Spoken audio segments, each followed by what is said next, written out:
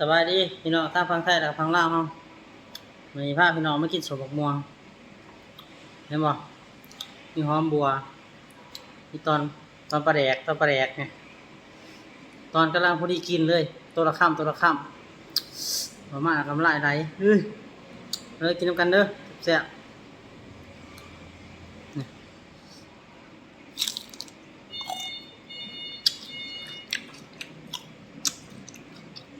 จานมันกันเนาะ